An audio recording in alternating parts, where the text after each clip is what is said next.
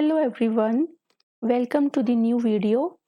आज इस वीडियो में हम work energy and power chapter के एमसीक्यूज करने वाले हैं। ठीक है,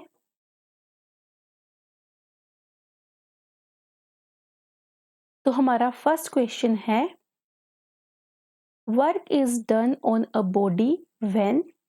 वर्क कब डन होता है बॉडी पे? जब इसका करेक्ट ऑप्शन है ऑप्शन नंबर डी।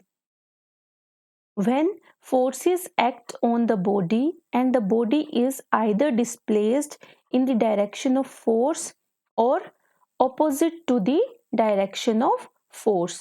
Okay? क्योंकि हमने पढ़ा है कि जो हमारा वर्क है वो किसके इक्वल होता है? Work is equal to F S cos theta. ठीक है, तो इससे हमने क्या देखा कि फोर्स कहाँ एक्ट करेगी बॉडी पे, और the body is either displace in the direction of force. अगर डायरेक्शन ऑफ फोर्स की तरफ बॉडी डिस्प्लेस होती है या फिर उससे ऑपोजिट होती है।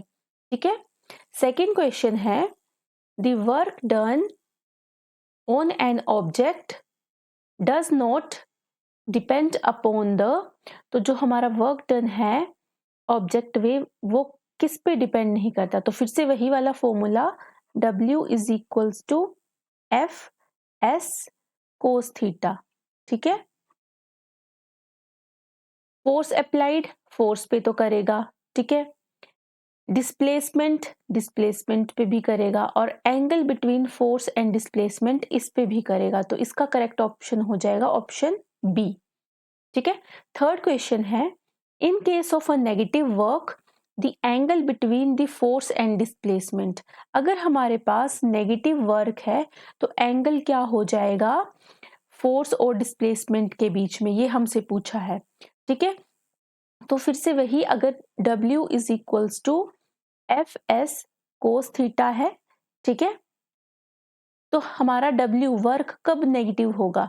वर्क नेगेटिव होगा जब कोस थीटा -1 के इक्वल होगा, या फिर हम इसको लिख सकते हैं कि और थीटा जो है हमारा 180 डिग्री के इक्वल हो जाएगा। ठीक है, तो इसका option number D is the right. ठीक है, fourth question, in a tug of war work done bye a winning team. अब यहाँ पे पूछा है कि विनिंग टीम के द्वारा जो वर्क डन होगा वो हमारा क्या होगा? तो इसमें जो आएगा वो हमारा पॉजिटिव आएगा। और फिफ्थ क्वेश्चन में देखिए सेम है, in a tug of war work done by losing team. तो लूजिंग टीम के द्वारा जो होगा वो नेगेटिव होगा। क्यों, देख लेते हैं, क्योंकि फोर्थ क्वेश्चन में क्या है, work is positive. Work positive क्यों होगा? If force and displacement are in the same direction. ठीक है, अगर सेम डायरेक्शन में हमारा फोर्स एंड वर्क होगा तो वर्क जो है वो पॉजिटिव होगा। ठीक है, the rope used in the tug of war is displaced in the direction of applied force. ठीक है, तो इसलिए हमने जो फोर्थ हमारा क्वेश्चन था उसमें पॉजिटिव लेना है विनिंग टीम के द्वारा, और लूजिंग टीम के द्वारा नेगेटिव क्यों होगा?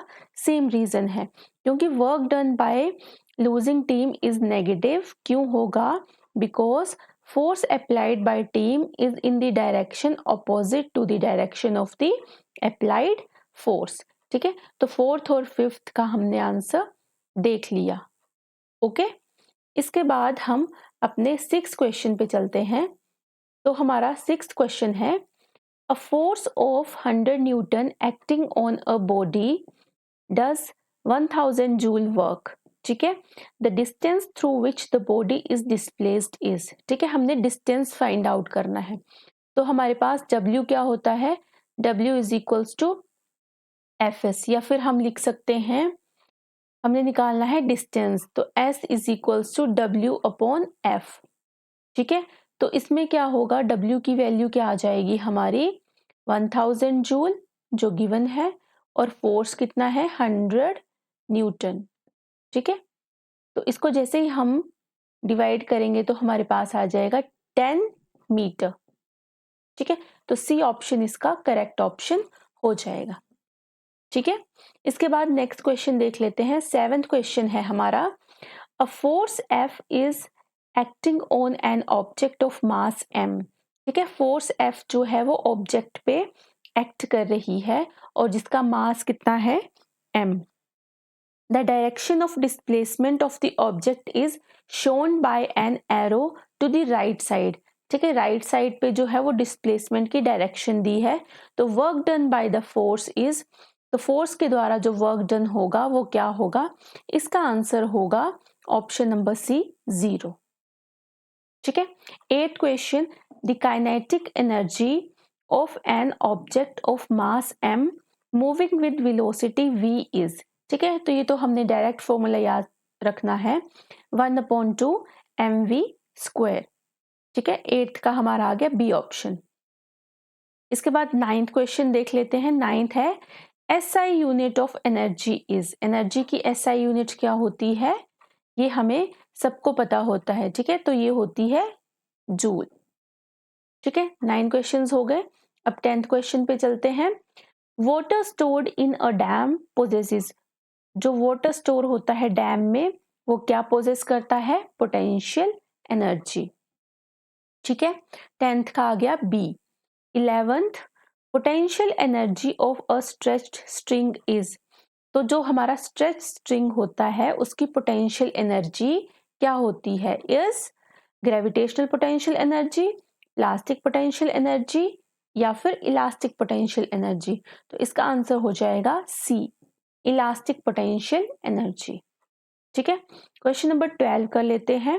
When electric current passes through an electric bulb, electric bulb से जब इलेक्ट्रिक करंट पास करता है, electric energy is converted into. तो इलेक्ट्रिक एनर्जी किसमें कन्वर्ट हो जाती है, हीट एनर्जी ओनली, क्या हीट एनर्जी में होती है, light energy only, light energy में होती है, both heat and light energies दोनों में होती है, या फिर both light and chemical energy, इन दोनों में होती है, लाइट और केमिकल एनर्जीज में।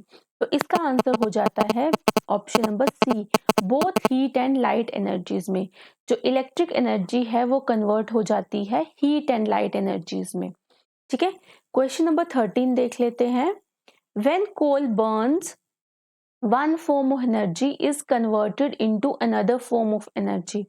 जब कोल बर्न करता है तो one form of energy another form of energy में कन्वर्ट हो जाती है। दिस सीक्वेंसेस, तो हमने बताना है कि कौन सी एनर्जी में कन्वर्ट हो जाती है। तो इसका आंसर होगा कि जो केमिकल एनर्जी है वो हीट एनर्जी में कन्वर्ट हो जाती है। ठीक है, chemical energy into heat energy. Okay, question number 14, when we rub our hands, one form of energy in converted into another form of energy। जब हम अपने हैंड्स को भी रब करते हैं तो एक फॉर्म एनर्जी की दूसरी फॉर्म में कन्वर्ट हो जाती है। दिस सीक्वेंसेस, अभी ये सीक्वेंस भी हमने बताना है क्वेश्चन नंबर 13 की तरह। तो इसमें होता है ऑप्शन सी, मैकेनिकल एनर्जी जो है वो हीट एनर्जी में कन्वर्ट हो जाती है। ठीक है, क्वेश्चन नंबर 15 देख लेते हैं। A body is falling from height h। ठीक है, एक बॉडी जो है वो फॉल कर रही है हाइट h से। ठीक है, हाइट h पे कोई बॉडी थी यहाँ पे, ठीक है, ग्राउंड लेवल से, तो वो फॉल कर रही है। ठीक है, फॉल कर रही है, after it has fallen a height of h/2, half तक पहुंच गई है। ठीक है, h/2 तक पहुंच गई। तो पूछा है कि इट विल पोजेस, तो इसके पास क्या होगा, काइनेटिक एनर्जी होगी, पोटेंशियल एनर्जी होगी, क्या होगा इन ऑप्शंस में से। तो इसका करेक्ट ऑप्शन होगा ऑप्शन नंबर डी, हाफ इसके पास पोटेंशियल एनर्जी होगी एंड हाफ काइनेटिक एनर्जी होगी। ठीक है, क्वेश्चन नंबर 16 है, अ स्प्रिंग इज कॉम्प्रेस्ड। एक स्प्रिंग को हमने कॉम्प्रेस किया, the potential energy of the compressed spring. एक हमारे पास ऐसे स्प्रिंग था, ठीक है, इसको हमने क्या करना है, कॉम्प्रेस करना है। तो कॉम्प्रेस किया तो पोटेंशियल एनर्जी कॉम्प्रेस्ड स्प्रिंग की क्या होगी हमने बताना है। ठीक है, तो इसका ऑप्शन होगा बी, इंक्रीज हो जाएगी। ठीक है, क्या होता है कि work is done to compress the spring, हमने वर्क डन किया इस स्प्रिंग को कॉम्प्रेस करने के लिए। ठीक है, which is stored as the elastic potential energy of the spring, जो कैसे स्टोर हो जाएगा, इलास्टिक पोटेंशियल एनर्जी स्प्रिंग की, ठीक है, तो इंक्रीज हो जाएगी, इसका मतलब हुआ। ठीक है, question number 17, the potential energy of a girl is maximum when she is, किसी गर्ल की पोटेंशियल एनर्जी मैक्सिमम कब होगी, जब वो स्टैंडिंग पोजीशन में होगी, sitting on the ground, sleeping on the ground, या सिटिंग ऑन अ चेयर। ठीक है, तो इसका करेक्ट ऑप्शन होगा option number A, standing position में जब होगी। क्योंकि क्या होता है कि पोटेंशियल एनर्जी, हमें पता है पोटेंशियल एनर्जी होती है mgh। ठीक है, तो जहां पे h जो है distance of the centre of gravity of the girl from the surface of the ground. ठीक है, h जो है हमारा यहाँ पे क्या होता है, distance of the centre of gravity of the girl, ठीक है, from surface of the ground. तो इसलिए जब वो स्टैंडिंग पोजीशन में होगी तो उसकी जो पोटेंशियल एनर्जी होगी वो मैक्सिमम होगी। Question number 18, a stone is thrown vertically upward, एक स्टोन को हमने वर्टिकली अपवर्ड थ्रो किया, it comes to rest momentarily at the highest point पे वो क्या हो जाता है, रेस्ट पे आ जाता है। What happens to its kinetic energy, तब उसकी काइनेटिक एनर्जी को क्या होगा, तो इसका जो ऑप्शन होगा वो बी होगा, it converts into gravitational potential energy, जो इसकी काइनेटिक एनर्जी होगी वो कन्वर्ट हो जाएगी ग्रेविटेशनल पोटेंशियल एनर्जी में। क्योंकि क्या होता है कि एट हाईएस्ट पॉइंट पे क्या होगा, at highest point kinetic energy of the stone किस में कन्वर्ट हो जाती है, ग्रेविटेशनल पोटेंशियल एनर्जी में, ग्रेविटेशनल पोटेंशियल एनर्जी में, which is equal to mgh। ठीक है, और h जो होता है वो क्या होता है, हमारा height of the highest point.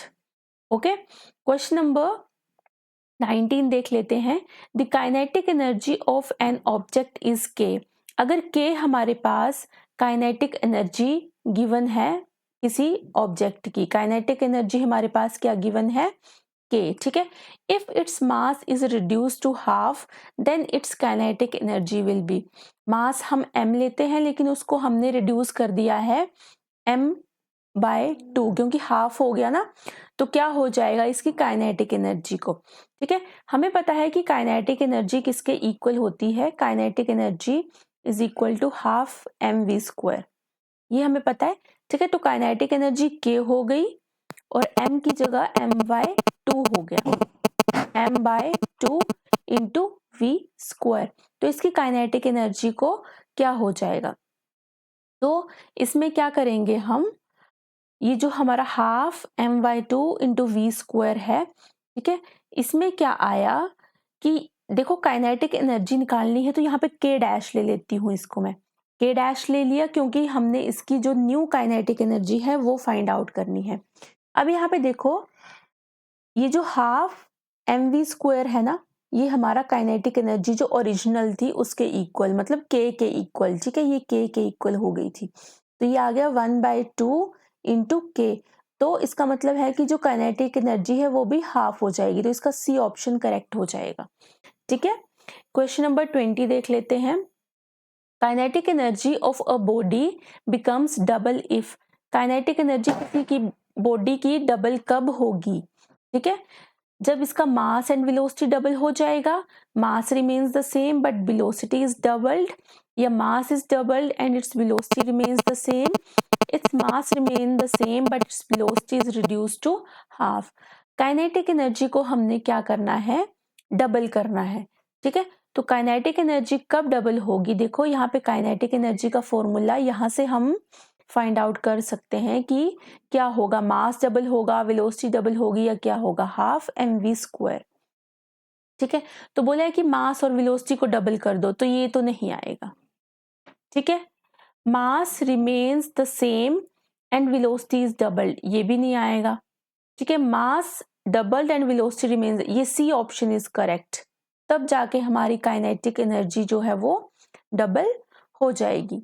ठीक है, C option is the correct option. Question number 21 कर लेते हैं। Two simple pendulums A and B are set to vibrate about their rest positions in two different closed and transparent chambers P and Q. हमारे पास to simple pendulums हैं ए and B, हमने उनको vibrate करने के लिए छोड़ दिया अबाउट देयर रेस्ट पोजीशंस, ठीक है, in two different close and transparent chambers. दो हमारे पास क्लोज और ट्रांसपेरेंट चैम्बर्स है पी एंड क्यू। अब chamber A is filled with air और chamber Q is completely evacuated. What will you observe after some time, तो some time के बाद क्या होगा, हमसे ये पूछा है। ठीक है, तो क्वेश्चन नंबर 21 का जो आंसर है वो डी होगा। Pendulum A comes to rest while pendulum B continues to vibrate for ever. ठीक है, ऐसा क्यों होता है, क्योंकि जब हमने व्हेन पेंडुलम ओसिलेट्स और वाइब्रेट इन अ मीडियम, जब भी हमारा पेंडुलम मीडियम में, जैसे हम मीडियम ले लेते हैं, यहाँ पे मीडियम है हमारा एयर, ठीक है, जब हमारा पेंडुलम ओसिलेट या वाइब्रेट करता है मीडियम में लाइक एयर, तो क्या होता है, kinetic energy is continuously converted into heat energy. क्यों हीट एनर्जी में कन्वर्ट करती है इसकी kinetic energy, due to its collisions with the particles of the medium. ठीक है, the heat energy is lost to the medium and hence pendulum ultimately comes to rest. तो pendulum क्या हो जाता है, रेस्ट पे आ जाता है। लेकिन दूसरी साइड जब हमने पेंडुलम को वैक्यूम में किया है वाइब्रेट, ठीक है, तो वैक्यूम में क्या होगा, काइनेटिक एनर्जी जो है वो पोटेंशियल एनर्जी में कन्वर्ट होगी एंड वाइस वर्सा। तो यहाँ पे क्या होगा, no loss of energy in the form of heat energy, तो पेंडुलम कंटिन्यू करेगा वाइब्रेट करना फॉर एवर। ठीक है, क्वेश्चन नंबर 22 देख लेते हैं। SI unit of power is, ठीक है, तो एसआई यूनिट क्या होती है पावर की, ये हमने पढ़ा होता है। क्वेश्चन नंबर 22 का आ जाएगा वॉट। इसके बाद question number 23, power of an agent on which force F acts and which is moving with the velocity v is given by. Power का हमने फॉर्मूला पढ़ा है कि power is equal to F into V, ये तो direct हमने result याद भी रखना है। ठीक है, तो क्वेश्चन नंबर 23 का सी ऑप्शन हो जाएगा। Question number 24, which one of the following is not the unit of energy, इनमें से बताना है कि यूनिट एनर्जी का कौन सा नहीं है, तो ये ऑप्शन होगा ऑप्शन नंबर डी, क्योंकि जूल, न्यूटन मीटर और किलोवाट आवर जो है वो एनर्जी के यूनिट्स होते हैं। ठीक है, question number 25, a boy and a girl do the same amount of work in 5 minutes and 10 minutes respectively. एक बॉय और girl same amount of work को करते हैं 5 मिनट्स एंड 10 मिनट्स में respectively. The power of boy is, हमने boy की power बतानी है, क्या होगी, लेस देन गर्ल होगी, इक्वल टू द गर्ल होगी, ग्रेटर देन गर्ल या नन ऑफ दीज। ठीक है, तो इसमें हमने क्या करना है, क्योंकि हमने पढ़ा है कि जो हमारा पावर होता है वो किसके इक्वल होता है, वर्क अपॉन टाइम। ठीक है, इसके इक्वल होता है। तो बॉय क्या कर रहा है, लेस टाइम ले रहा है एज कंपेयर टू गर्ल, तो इसकी जो हमारी पावर हो जाएगी वो ज्यादा हो जाएगी। ठीक है, तो इसका ऑप्शन आ जाएगा क्वेश्चन नंबर 25 का सी ऑप्शन। ठीक है, क्वेश्चन नंबर 26 देख लेते हैं। A machine performs 1820 joule of work in 20 seconds, the power of the machine, इसमें भी वही फॉर्मूला लगाना है, power is equal to work upon time. ठीक है, तो वर्क कितना कर रही है 1820 जूल और टाइम कितना है 20 सेकेंड। तो इसका आंसर क्या आ जाएगा हमारे पास, इसको कट करेंगे तो आ जाएगा 91 जूल सेकेंड इनवर्स, और जिसको वॉट भी बोलते हैं, तो 91 वॉट, ऑप्शन बी हमारा करेक्ट हो जाएगा। ठीक है, question number 27, an electric heater of 1000 what is switched on for 2 hours. 1000 what का हीटर है और उसको 2 आवर्स के लिए स्विच ऑन रखा है। The electric energy consumed by the heater is, ठीक है। तो इसमें एनर्जी का फॉर्मूला लगा दो, एनर्जी सेम ही होता है, energy is equal to power into time, ठीक है। तो पावर है 1000 वॉट और टाइम कितना है 2 आवर। इसको कन्वर्ट कर लेंगे सेकंड्स में, 1000 इंटू 2 इंटू 3600, ठीक है। ये सेकंड में चेंज हो गया, तो इसको करेंगे मल्टीप्लाई, तो ये आ जाएगा हमारा 7.2 इंटू 10⁻6 जूल, ठीक है। तो ऑप्शंस है बी ऑप्शन, ठीक है। 27 का ऑप्शन बी जो है वो करेक्ट है, ठीक है। इसको मल्टीप्लाई करके कन्वर्ट कर लेंगे, क्योंकि हमने ऑप्शंस में से इसको देखना है कि कौन सा ऑप्शन हमारा करेक्ट होता है। Question number 28, 1 kilowatt hour is equal to, ये भी डायरेक्ट लर्न करना है, 3.6 इंटू 10⁻6 जूल, ठीक है। क्या होता है, क्योंकि 1 किलोवाट आवर किसके इक्वल हो जाएगा 1000 वॉट इंटू 3600 सेकेंड, ठीक है। जैसे इसको मल्टीप्लाई करेंगे तो ये हमारा सेम ही आएगा, ओके।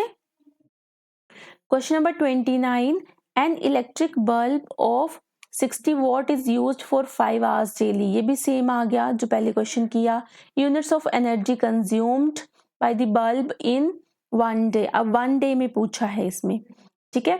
तो एनर्जी का फॉर्मूला क्या होता है, पावर इंटू टाइम, पावर है 60 वॉट इंटू 5 आवर्स, ठीक है। तो ये कितना है आ गया 6 5 30, 300 वॉट आवर आ गया, ठीक है।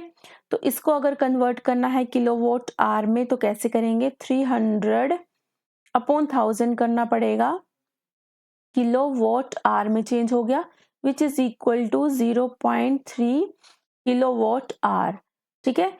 और 1 किलोवाट आवर किसके इक्वल होता है 1 यूनिट के, which is equal to 0.3 unit, क्योंकि यूनिट में पूछा है ना यूनिट्स ऑफ एनर्जी, तो 0.3, सी ऑप्शन आ गया, ओके। 29 का C option is the correct option. Question number 30, 2 boys A and B do equal work, they will have equal power if, उनके पास इक्वल पावर कब होगी, पावर का फॉर्मूला वर्क अपॉन टाइम, ठीक है। तो ऑप्शंस में से जब हम चेक करेंगे तो सी ऑप्शन हमारा करेक्ट होगा, time taken by both boys is equal, ठीक है। Question number 31, which of the followings is not the expression for power, अब बताना है पावर के लिए कौन सा एक्सप्रेशन नहीं होगा, ठीक है। तो पावर के लिए देखो expression power is equals to work upon time होगा, ठीक है। इसके बाद वर्क की जगह एनर्जी भी लिख सकते हैं, एनर्जी अपॉन टाइम भी होगा, तो ये तो नहीं होगा, ठीक है, क्योंकि नोट पूछा है ना यहाँ पे। एक और देख लेते हैं, इसको हम लिख सकते हैं फोर्स इंटू वेलोसिटी भी लिखते हैं, ठीक है। तो ये भी नहीं होगा, इसका मतलब क्वेश्चन नंबर 31 का ऑप्शन डी जो है हमारा करेक्ट है, ठीक है। Question number 32, when a body falls freely towards the earth, जब एक बॉडी फ्रीली फॉल कर रही है अर्थ की तरफ, देन इट्स टोटल एनर्जी, तो उसकी टोटल एनर्जी पे क्या फर्क पड़ता है। देखो टोटल एनर्जी जो होती है वो क्या होती है हमारी kinetic energy plus potential energy, ठीक है। जब भी हमारी बॉडी फॉल्स करती है freely, its kinetic energy increases and potential energy जो है वो डिक्रीज करती है, but the sum of kinetic energy and potential energy remains the same, तो इसका जो ऑप्शन है वो हो जाएगा सी, कांस्टेंट रहेगी, क्योंकि टोटल एनर्जी जो है हमारी वो कांस्टेंट रहती है, ठीक है। इसके बाद नेक्स्ट क्वेश्चन रीड करते हैं, क्वेश्चन नंबर 33, ठीक है। A car is accelerated on a levelled road and attains a velocity 4 times of its initial velocity, अगर एक कार हमारी एक्सेलरेट करती है लेवल्ड रोड पे और क्या करती है अटेन करती है velocity 4 time it's initial velocity, ठीक है। In this process the potential energy of the car, हमने बताना है कि पोटेंशियल एनर्जी ऑफ कार पे क्या हो, मतलब एक्सेलरेट करने पे और वेलोसिटी 4 टाइम्स होने पे क्या इसमें चेंज आएगा, ठीक है। डज नॉट चेंज होगा या बिकम्स ट्वाइस हो जाएगा, 4 टाइम्स हो जाएगा या 16 टाइम्स हो जाएगा, ठीक है। तो हमें पता है कि potential energy does not depend on the velocity of the body. तो इसका क्या आंसर आ गया, ऑप्शन ए। हमारी जो पोटेंशियल एनर्जी है वो डिपेंड नहीं करती, यहां लिख देती हूं, does not depend on the velocity of the body, ठीक है। तो इससे क्या आंसर आ गया हमारा, does not change, A option, ठीक है। Question number 34, an iron sphere of mass 10 kg has the same diameter as an aluminium sphere of mass 3.5। एक हमारे पास आयरन स्फीयर है जिसका मास 10 kg, एक हमारे पास एल्यूमिनियम स्फीयर है जिसका मास 3.5 kg, और इनका डायमीटर क्या गिवन है, सेम डायमीटर गिवन है। Both spheres are drop simultaneously from a tower, tower से दोनों को ड्रॉप किया है।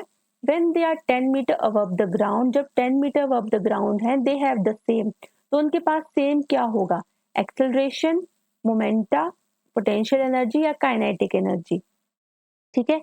तो इसमें देखो क्या होगा कि freely falling bodies move with constant acceleration. जो भी फ्रीली फॉलिंग बॉडीज होती हैं वो क्या करती हैं, कांस्टेंट एक्सेलरेशन से मूव करती हैं। तो ठीक है, मोमेंटम देखो P is equal to mv, potential energy mgh, है ना, kinetic energy half mv square. ये हमने सारे फॉर्मूलाज पढ़े हैं। तो हमारे पास क्या है, since mass of both sphere is different, दोनों का मास डिफरेंट है, तो मोमेंटम, पोटेंशियल एनर्जी और काइनेटिक एनर्जी भी क्या हो जाएगी, डिफरेंट हो जाएगी, ठीक है। तो ये डिफरेंट हुई तो हमारा क्वेश्चन नंबर 34 का जो आंसर है वो हो जाएगा ए, एक्सेलरेशन सेम होगी। मोमेंटा, पोटेंशियल एनर्जी और काइनेटिक एनर्जी सेम, तो एक्सेलरेशन डिफरेंट, तो एक्सेलरेशन क्या हो जाएगी, सेम हो जाएगी, ठीक है। अब क्वेश्चन नंबर 35 देख लेते हैं। A girl is carrying a school bag of 3 kg mass on her back and moves 200 meters on a leveled road. The work done against the gravitational force will be, जहां पे हमारे पास G की value given है, ठीक है। तो इसमें जो आंसर आएगा हमारा वो हो जाएगा D, 0। क्यों, क्योंकि work is equals to Fs cos 90 हो जाएगा यहाँ पे, ठीक है। और ये किसके इक्वल हो जाएगा, 0, तो W इज इक्वल टू हमारा कितना आ गया, 0। हमारे पास क्योंकि यहाँ पे जो ग्रेविटेशनल फोर्स है वो परपेंडिकुलर हो जाएगी डिस्प्लेसमेंट ऑफ द बैग से, तो परपेंडिकुलर तो 90 डिग्री और इसकी वैल्यू 0 आ गई, ठीक है। क्वेश्चन नंबर 36 देख लेते हैं। SI unit of work is, SI unit of work क्या होती है, जूल, ठीक है। तो ये हमने वर्क एनर्जी पावर चैप्टर के MCQs डिस्कस कर लिए, ठीक है। ये सारे MCQs इंपॉर्टेंट MCQs हैं, ओके। तो इस वीडियो में हम इतना ही डिस्कस करेंगे, बाकी नेक्स्ट चैप्टर्स की वीडियो भी अभी हम डिस्कस करेंगे आने वाले टाइम में, ओके। Thanks for watching.